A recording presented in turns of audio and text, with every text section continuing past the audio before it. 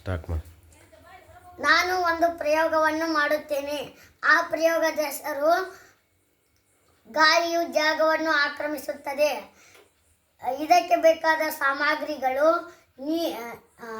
Paper, tissue paper, glass ಮತ್ತು ಪಾತ್ರೆ ಹಾಗೂ ಪಾತ್ರೆಯಲ್ಲಿ ನೀರು.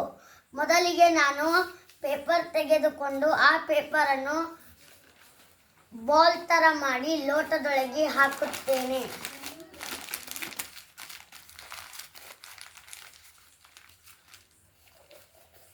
ಲೋಟದೊಳಗೆ ಹಾಕಿ ಅದನ್ನು ಅದುಮುತ್ತೇನೆ.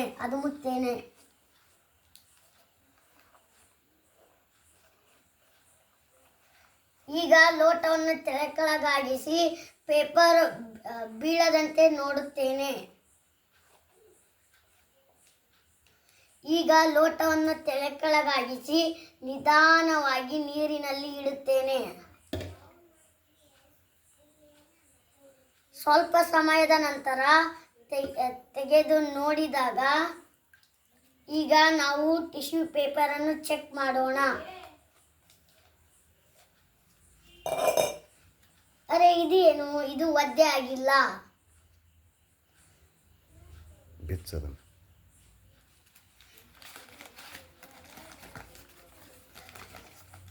ಈಗ ನೋಡಿದಾಗ ಟಿಶ್ಯೂ ಪೇಪರ್ ಒದ್ದೆ ಆಗಿರುವುದಿಲ್ಲ. ಮತ್ತೆ ಮಾಡಿ. ಈಗ ನಾವು ಮತ್ತೆ ಟಿಶ್ಯೂ ಪೇಪರನ್ನು ಬಾಲ್ ಥರ ಮಾಡಿ ಲೋಟದೊಳಗೆ ಹಾಕಬೇಕು. ಟಿಶ್ಯೂ ಪೇಪರ್ ಬೀಳದಂತೆ ಮತ್ತೆ ನೋಡಬೇಕು. ನೋಡಿ, ಲೋಟವನ್ನು ನಿಧಾನವಾಗಿ ನೀರಲ್ಲಿ ಇಟ್ಟು ಸ್ವಲ್ಪ ಲೋಟವನ್ನು ಓರೆ ಮಾಡಬೇಕು. ಕೈ ತೆಗೆಡಗೈ ಹೇಳ.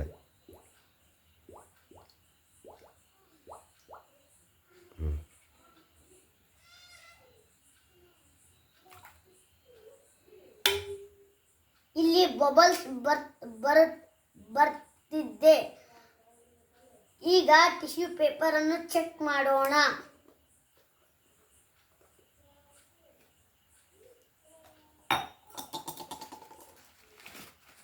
ಅರೆ ಇದೇನು, ಒದ್ದೆ ಆಗಿದೆ. ಹಾಗಾದರೆ ನಾವು ಮೊದಲಿಗೆ ಲೋಟವನ್ನು ನಿಧಾನವಾಗಿ ನೀರಿನಲ್ಲಿ ಕೆಳಗಾಗಿಸಿ ಮಾಡಿದಾಗ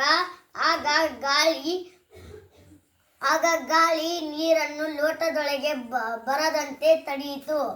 ಈಗ ನಾವು ಲೋಟವನ್ನು ನೀರಲ್ಲಿ ಹಾಕಿ ಸ್ವಲ್ಪ ಒರೆದು ಮಾಡಿದ್ವಲ್ಲ, ಆವಾಗ ಗಾಳಿ ಬಬಲ್ಸ್ ಮುಖಾಂತರ ಹೊರಗೆ ಹೋಗಿ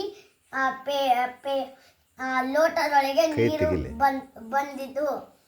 ಇದರಿಂದ ನಾವು ಏನು ತಿಳ್ಕೋಬೇಕಂದರೆ ಗಾಳಿ ಜಾಗವನ್ನು ಆಕ್ರಮಿಸುತ್ತದೆ. Thank you.